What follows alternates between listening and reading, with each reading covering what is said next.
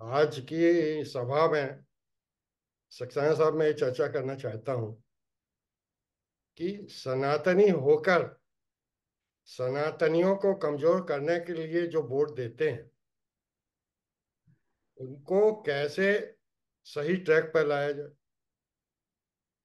मेरा विचार ये है, सनातनी सनातनी को कमजोर करने का काम तो वैदिक काल से ही कर रहे हैं। एक तरह से देखा जाए, वो दुर्योधन भी सनातनी था, और भीष्म पितामह जैसे आदमी ने उसको सपोर्ट कर दिया।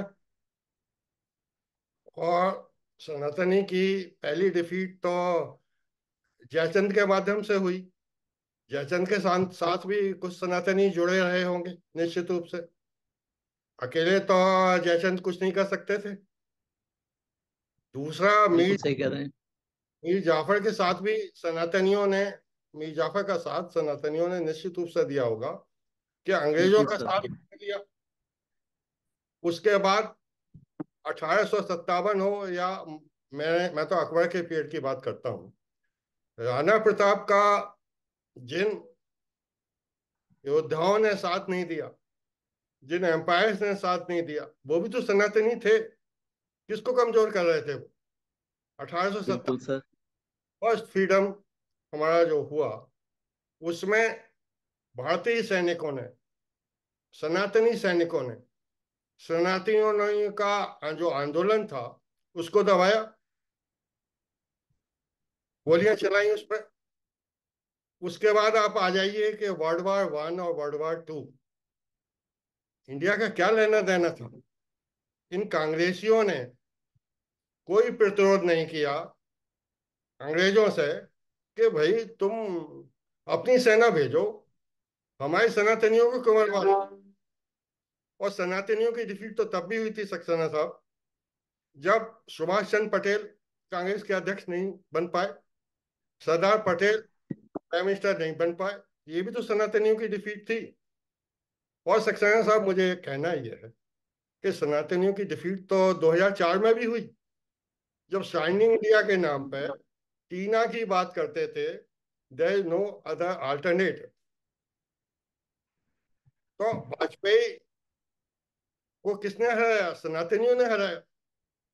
और 2004 से लेकर 2024 तक 20 साल में चाइना कहाँ का कहाँ पहुंच गया।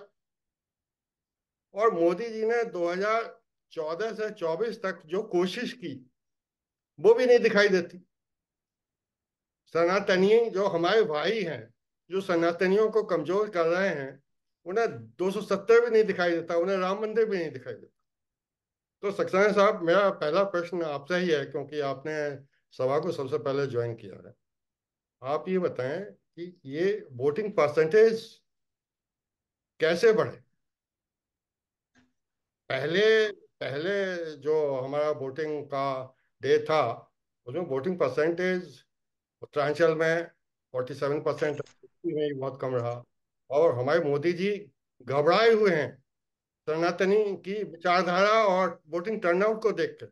उन्हें कुछ ऐसे स्टेटमेंट देने पड़ गए जो अच्छे नहीं थे, मगर मरता क्या ना करता। हमारे सनातनी भाई क्या कर बैठेंगे, ये मेरी समझ में नहीं आता। तो सक्सेना साहब, आप इस प्रश्न का उत्तर दीजिए कि वोटिंग परसेंटेज कैसे बढ़ाया जाए, और जो ऐसे सनातनी भाई हैं जो देश को या सनातन को कमजोर कर रहे हैं, उनके साथ क्या ट्रीटमेंट होना चाहिए, या उनको ट्रैक पर लाने के लिए किस तरह के प्रयास होने चाहिए। सर देखिए, मैं ये बहुत पहले से कहता रहा हूँ कि इस देश में ऐसा क्या है जिसके लिए मुगल यहाँ से हजारों किलोमीटर दूर यहाँ पर आए और उस देश की संस्कृति, उस देश की भव्यता, उस देश की वीरता, जिस पर हम गर्व करते हैं, उतना सब होने के बाद भी हम हजारों साल तक गुलाम रहे। मैंने इस विषय पर बहुत मनन करने की कोशिश की है। मेरा अनुभव ये कह रहा है कि हम अपने तुच्छ फायदे के लिए दूसरे का बड़े से बड़ा नुकसान कर सकते हैं। ये एक मानसिकता हमारे अंदर है, और हम जो हैं केवल अपने और अपने परिवार और अपनी जाति में ही बंद कर रह गए हैं। और हमारे लिए राष्ट्र जो है ये द्वितीय सब विषय हो गया है। हम जब तक राष्ट्रभक्त नहीं होंगे, जब तक हम प्रथम राष्ट्र की नहीं सोचेंगे, तब तक हम सुरक्षित और अपने आप को जो हमारे प्रति पूरे विश्व में एक नीति चल रही है, किस प्रकार से सनातन को नष्ट किया जाए, उसके उससे प्रभावित होते रहेंगे।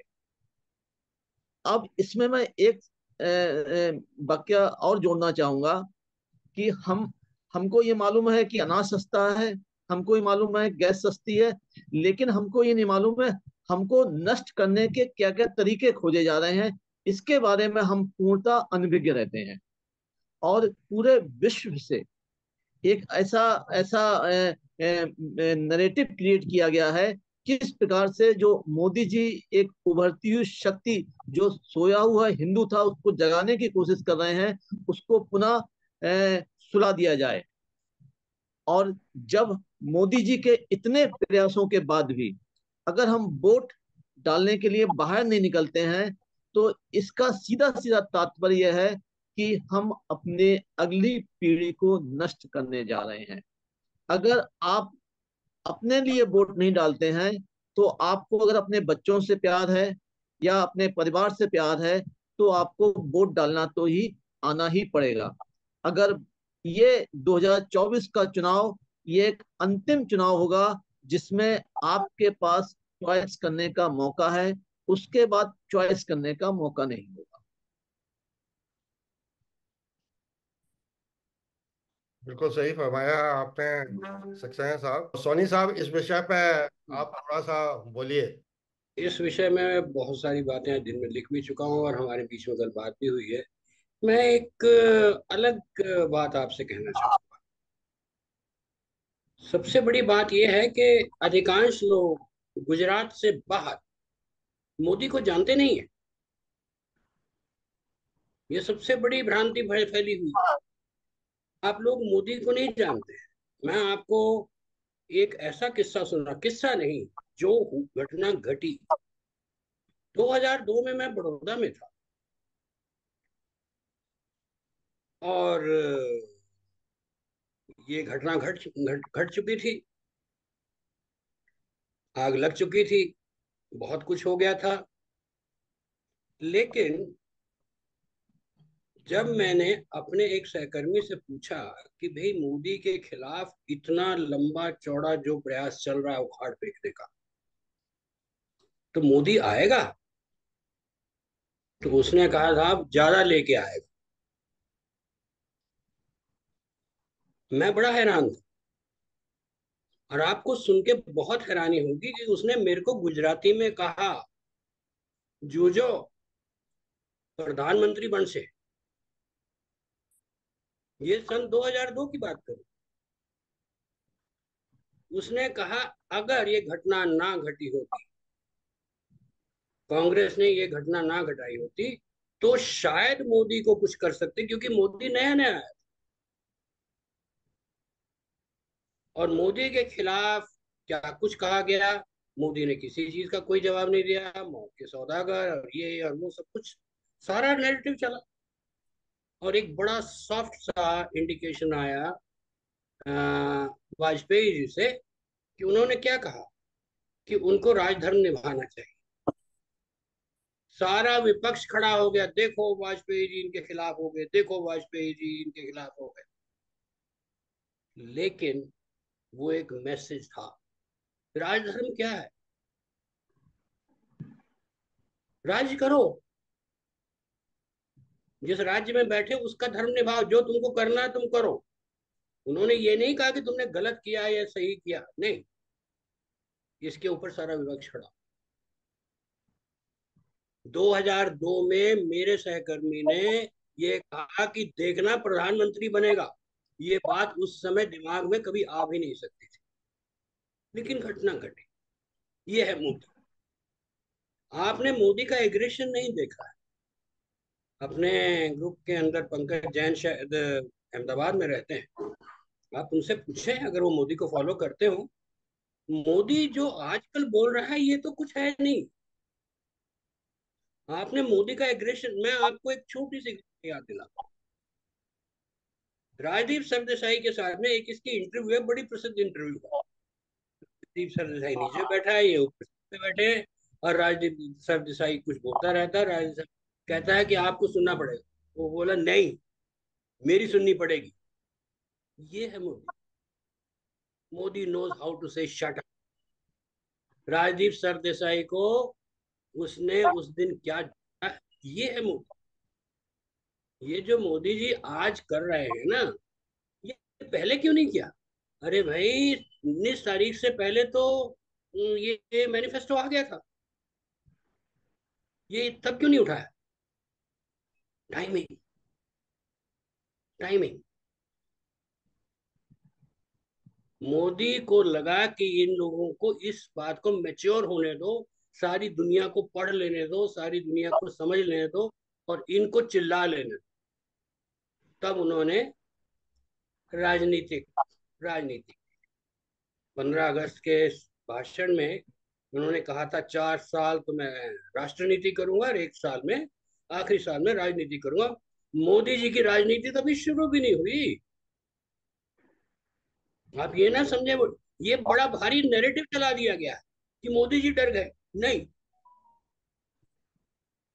मोदी ने वो समय झेल लिया जब गुजरात के अंदर क्या सारी दुनिया के अंदर इनकी थू थू हो रही थी। जब इनको यूएस का वीजा नहीं दिया तब इनको कोई नहीं उखाड़ पाया था, तब भी नहीं कोई उखाड़ पाया। नहीं सर जी, मेरी बात सुनिए आप, सर जी मेरी बात सुनिए। हमें मोदी जी की क्षमता पे या सनातनियों को मेजोरिटी मोदी जी की क्षमता पे डाउट नहीं कर रही। हमें तो हम तो धिक्कार करना चाहते हैं ऐसे सनातनियों को जो सनातन को खोखला करने की कोशिश कर रहे हैं। जरा इस विषय पे अपने विचार रखिए कि जो मानसिकता सनातनियों की है, जो देश विरोधी लगती है, क्योंकि उन्हें ये दिखाई नहीं देता है कि देश चमक रहा है। उन्हें नहीं दिखाई देता है कि हम चाइना से भी आगे बढ़ रहे हैं। उन्हें नहीं दिखाई देता है कि एप्पल से भी अच्छा फोन हिंदुस्तान में बनने वाला है। ऐसे लोगों को हम ट्रैक पे कैसे लाएं? ऐसे लोगों को कैसे चिन्हित करें? और जो सो रहे हैं हमारे साथी, ये सोच के टीना फैक्टर के कारण कि आएगा तो मोदी ही, या देयर इज नो अल्टरनेटिव, उनको कैसे जगाया जाए, इस पर अगर आप अपना फोकस रखें तो ज्यादा सार्थक। मोदी जी एक लंबा गेम खेल रहे हैं।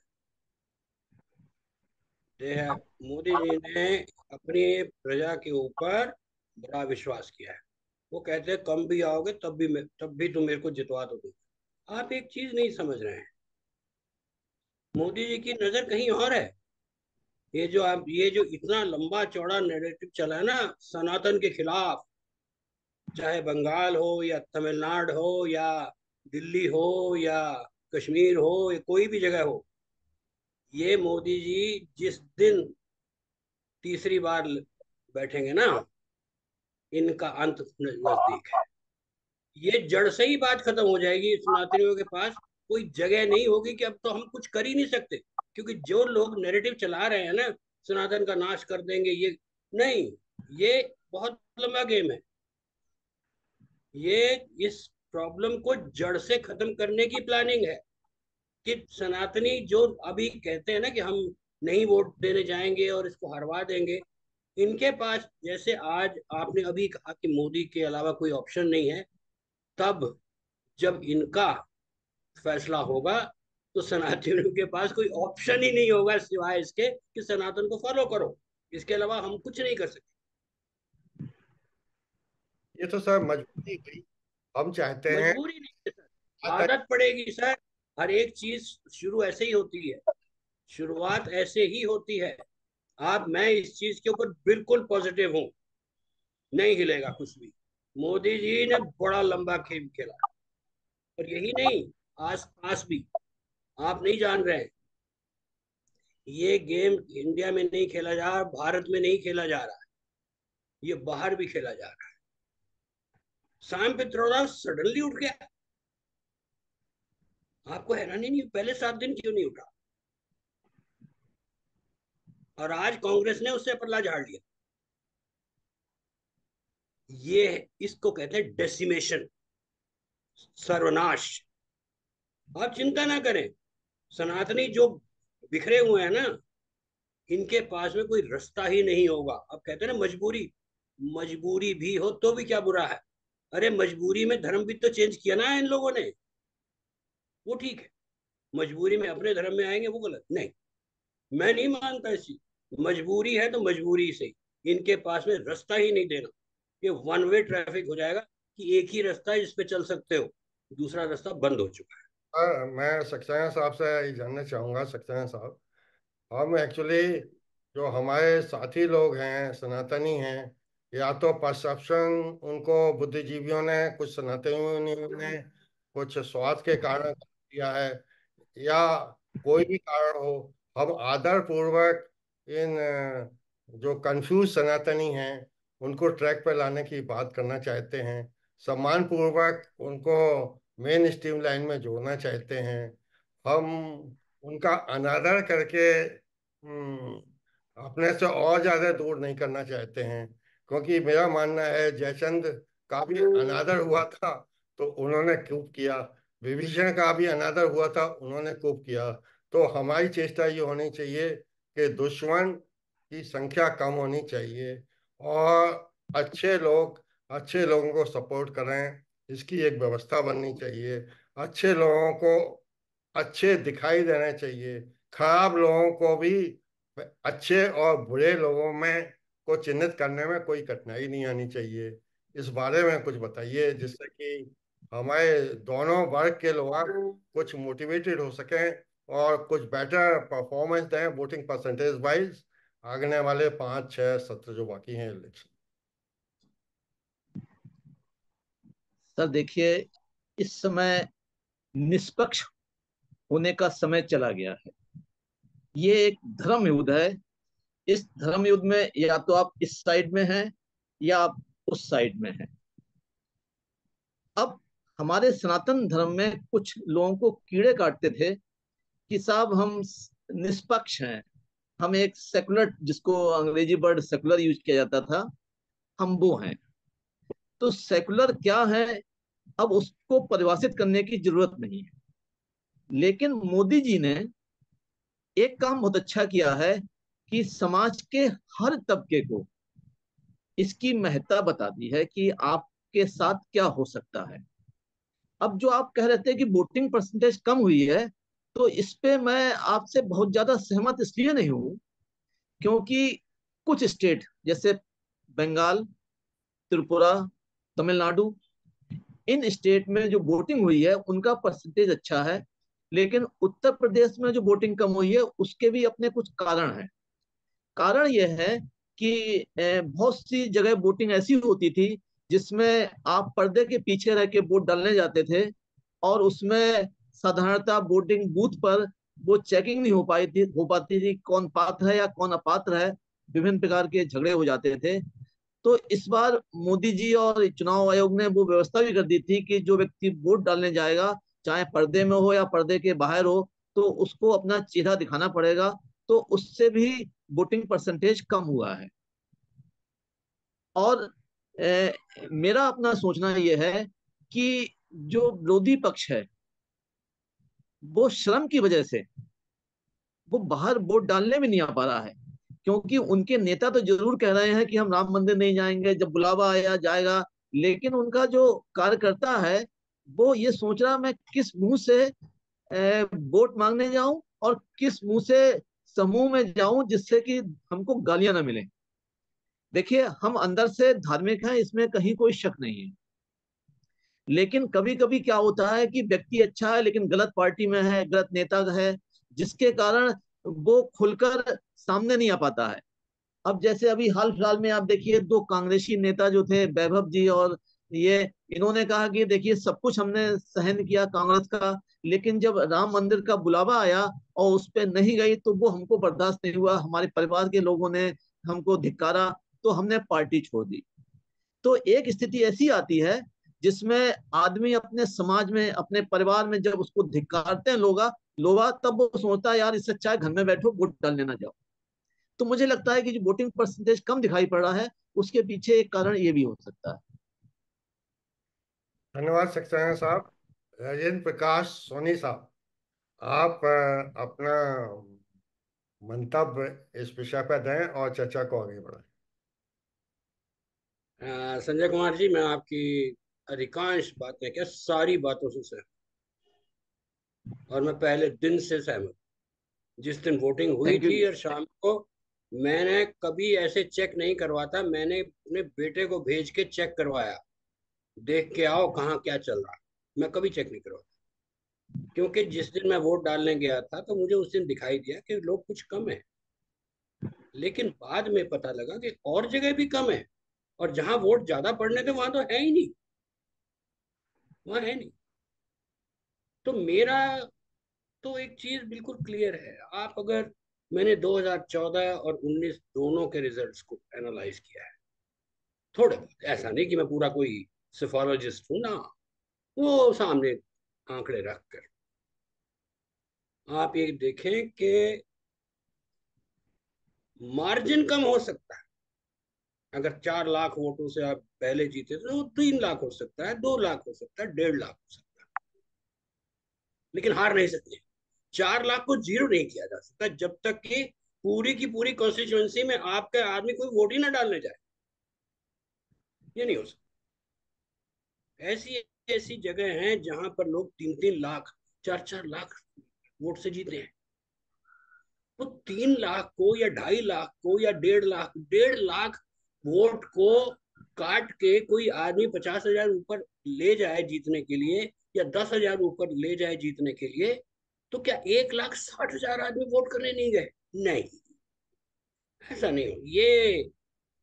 ये तो इंसानी फितरत में ही नहीं है। नहीं, ऐसा नहीं। मैं ये मान सकता हूं कि वोटिंग पर जो डिफरेंस है वो कम हो जाए।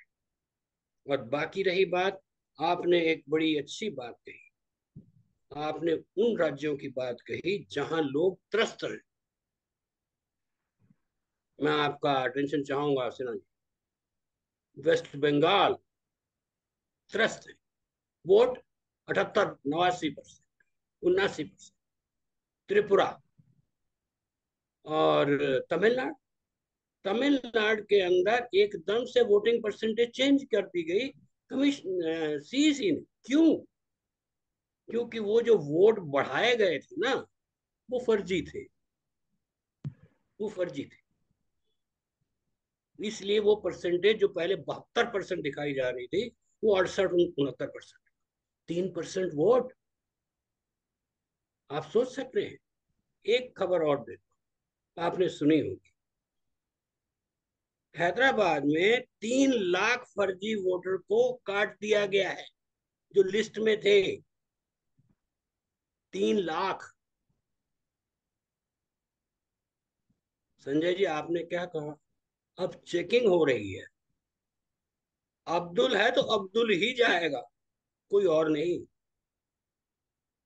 सकीना है तो सकीना ही जाएगी भाई। अब ऐसा नहीं है कि सकीना की जगह अब्दुल चल देगा बुर्का पहन के, ना ना। 3 लाख वोट। बंगाल में 5 लाख वोट कैंसिल कर दिए गए हैं। 5 लाख। ये चीजें भी तो काउंट करनी पड़ेंगी ना। ये तो वो चीजें हैं जो सामने निकल आई हैं। हमें क्या पता उत्तराखंड में क्या कुछ नहीं हुआ, आपको याद होगा।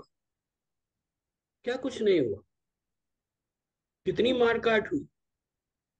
क्या वहां पे वोट नहीं, फर्जी वोटर नहीं होंगे? पूरी की पूरी कॉलोनी बांग्लादेशी और रोहिंग्याओं की थी जिनके वोट थे, वो तो वोट पड़े ही नहीं। तो वोट पड़े ही नहीं ना। कि इस तरह की चर्चा में जो हमारे सनातनी डिफॉल्टर्स हैं, जो मोदी जी को और देश को कमजोर करना चाहते हैं, सनातन कमजोर करना, उनको क्लू मिलेगा जैसे जाती हो रही है। अभी भी तो रोना धोना इसी बात का है। सक्सेना साहब, आपने कोई चर्चा की थी कि जो ईवीएम हैक नहीं हो सकती है, और जो ईवीएम के बारे में जो खूब प्रचार किया जाता है, ईवीएम के बारे में जो भ्रम पैदा किया जाता है, उसके बारे में अपने विचार दें। सर देखिए, मैंने डिस्ट्रिक्ट लेवल पर लोकसभा विधानसभा के कई चुनाव करवाए हैं, और मैं मन से चुनाव के कार्य में लगा रहता था, और मैंने चुनाव के लगभग सभी पदों पर कार्य किया है जो महत्वपूर्ण पद होते हैं। मैं जिले का ट्रेनिंग प्रभारी हुआ करता था ईवीएम मशीन की, जिसमें जो presiding officer, polling officer, sector magistrate, इनकी ट्रेनिंग दी जाती है ईवीएम को कैसे हैंडल करना है, क्या क्या सेफ्टी प्रिकॉशन है। तो जब ईवीएम पर ये विपक्ष के या जो भी नेतागण कहते हैं, तो वो एक तरीके से इनडायरेक्ट रूप में चुनाव में लगे हुए सरकारी कर्मचारी, अधिकारी, पैरामिलिट्री फोर्स, पुलिस के जवान, पुलिस का फोर्स, इनकी इनकी इंसल्ट करते हैं। मैंने पिछले विधानसभा चुनाव में एक अपना वीडियो सोशल मीडिया पे डाला था, किसी लोकल चैनल ने भी हमारा इंटरव्यू लिया था। उसमें मैंने कहा था कि जो व्यक्ति ईवीएम हैक करके दिखा दे, उसको मैं नेट, अब मैंने अमाउंट बढ़ा दिया है, 1 लाख रुपया कैश दूंगा। और अभी मैंने मॉडिफाई जब कर दिया था, उसको दोबारा अपने एक्स पर डाला था, जिसमें मैंने राहुल भैया को और अखिलेश भैया को कहा था कि 10 अप्रैल तक अगर आप ईवीएम हैक करके दिखा दें तो 1 करोड़ रुपया आपको मैं नेट कैश इनाम में दूंगा। लेकिन इन दोनों के साथ टर्म्स और कंडीशन है, राहुल जी के साथ, अखिलेश भैया के साथ। बाकी कोई भी जनता, कोई भी व्यक्ति अगर ईवीएम को हैक करके दिखा दे तो उसको मैं 1 लाख रुपया नेट कैश इनाम दूंगा। ईवीएम को हैक करना वर्चुअली इम्पॉसिबल है। जो लोग कहते हैं कि ईवीएम हैक हो सकती है, तो मैं केवल मोदी जी से रिक्वेस्ट करूंगा, उन सब के लिए एक मानसिक अस्पताल बनाएं और उसमें उनका इलाज किया जाना चाहिए। इस विषय पर राजेंद्र प्रकाश सोनी साहब अपनी टिप्पणी दें और चर्चा को आगे बढ़ाएं। देखिए सर, ऐसा है कि आने वाले समय में ये कॉलेजियम सिस्टम भी कहीं डूबने वाला है। और एक दिन ऐसा होगा, केस जाएगा कि ईवीएम हैक हो गई है, हैक कर दी गई है। जज साहब कहेंगे बैठो बेटा, यहीं बैठो, जिसको बुलाना है बुलाओ, हैक करके दिखाओ, 2 घंटे का समय देता हूँ। और अगर नहीं हुई तो आजीवन कारावास है। ये होने वाला है, आप देख लो। ये तो खैर मैं जरा पढ़ा के बोल रहा हूँ, लेकिन ऐसा होगा। किसी दिन एक जज कहेगा कि भाई केरल में जब तुम जीत गए, विपक्ष जीता, तो क्यों नहीं आए मेरे पास?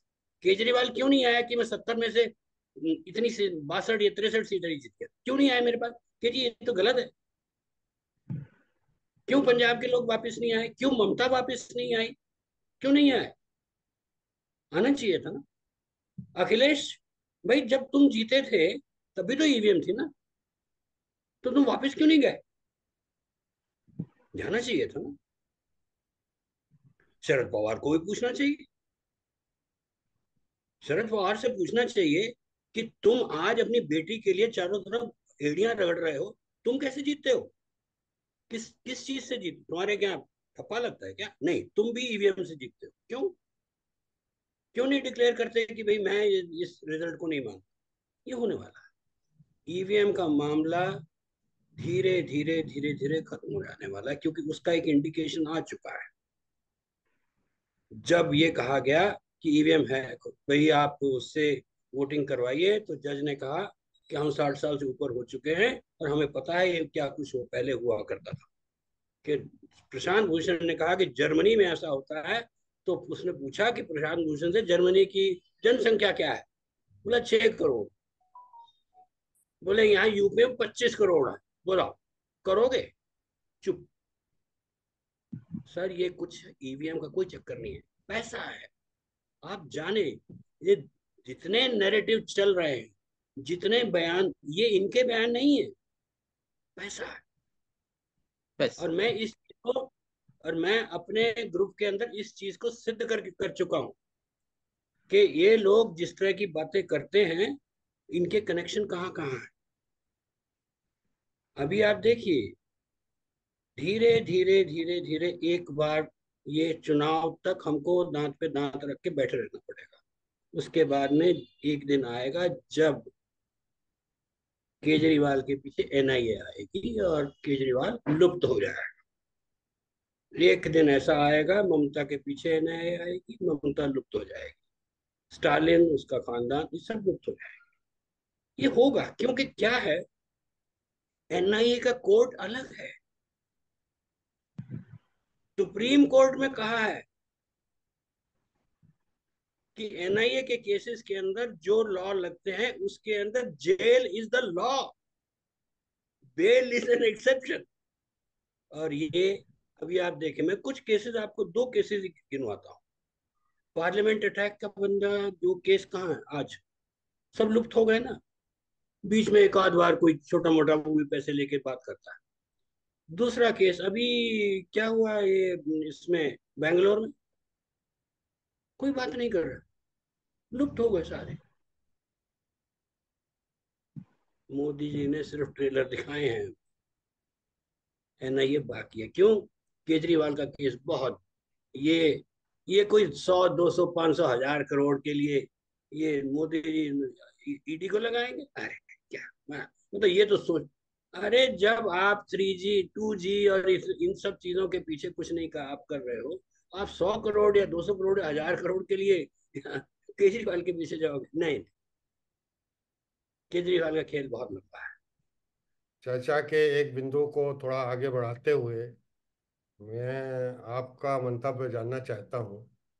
मैंने देखा है कि एक प्रॉब्लम ये आती है कि जैसे कि मेरे परिवार में 5 सदस्य हैं, तो दो विदेश में हैं, तो हमारे परिवार का परसेंटेज ही 60% रह गया। तो ऐसे लोगों के लिए मेरी सोच ये है कि भारत सरकार को चाहिए कि हर कंट्री में उनकी एम्बेसी में एक वोटिंग मशीन रखी जाए, ईवीएम मशीन रखी जाए, तो निश्चित रूप से हेल्प मिलेगी। इसी तरह से हर डीएम के घर पे, डीएम के ऑफिस में जो आदमी, चाहे मद्रास का हो चाहे बंगाल का हो, अगर लखनऊ में वोट देना चाहता है तो स्पेशली डिजाइन ईवीएम के माध्यम से डीएम कार्यालय में जाके वो दे सके। इसके साथ ही मैंने एक बहुत अच्छा ये सोनी साहब, मैं गाजियाबाद में हूँ इस टाइम, और हमारे सक्सेना साहब भी गाजियाबाद में ही हैं।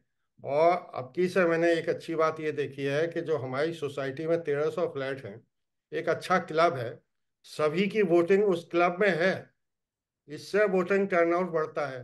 एक्चुअली जो वृद्ध लोग हो जाते हैं वो जा नहीं पाते हैं, और अगर सोसाइटी के अंदर ही, क्लब के अंदर जैसी व्यवस्था की गई है, तो सोसाइटी के लोग भी वोटिंग परसेंटेज बढ़ाने में योगदान दे सकते हैं। कि निश्चित रूप से आलस आता है लंबी लंबी लाइन को देख कर, और कुछ लोग वापस चले जाते हैं। और इससे बचने के लिए और कोई उपाय आपके दिमाग में हो तो सोनी साहब प्लीज। आपने शायद सुना नहीं होगा सर, ऑनलाइन वोटिंग फोन से होने वाली है, टेस्टिंग में है, ये प्रक्रिया शुरू हो चुकी है। जी। शायद संजय जी इस विषय में जरूर जान गए होंगे। ये प्रक्रिया ऑलरेडी टेस्टिंग में है। ये एक दिन में वोट होगा, सारा सारा भारत एक ही दिन, कोई फोर्स नहीं चाहिए, कुछ नहीं चाहिए। बहुत बढ़िया, बहुत बढ़िया। ऑलरेडी, ये ऑलरेडी सिस्टम, ये तो ऑलरेडी, ये तो पेपर में आया, मीडिया में था। वो मीडिया जो बिका हुआ वो भी वो कह रहे हैं कि जी वो फोन से सबको फोन देने पड़ेंगे, कोई जरूरत नहीं। नहीं ये सर, अब तो ऑलरेडी अंडर, क्या है कि आप तो बात करते हैं, हमारे यहाँ तो ए और RWA बिकी हुई हैं, वो ई वोटिंग करने का विरोध करती हैं। मुझे समझ में नहीं आता कि पढ़े लिखे लोग ई वोटिंग से इतना दूर भागते हैं। सक्सेना साहब, इसको क्लोज करिए, इस चर्चा को। आप बताइए आपका देखिए मंतव्य। सर, देखिए सर, जब तक आधार कार्ड को लिंक नहीं कर देंगे वोटिंग इसके वोटर लिस्ट से, तब तक ये अभी संभव नहीं होगा। रीजन ये है कि अगर मान लीजिए थ्रू मोबाइल वोटिंग शुरू की है, तो हम लोग तो शहर में रह रहे हैं, लेकिन जो रिमोट एरिया है जहां पर, धिक्कार है ऐसे सनातनियों पर जो सनातन को कमजोर करने के लिए वोट देते हैं। सनातन सिविलाइजेशन दुनिया में सबसे पुरानी है। सनातनी डीएनए एक आकलन अनुसार दुनिया के 50% पॉपुलेशन में निश्चित रूप से होगा।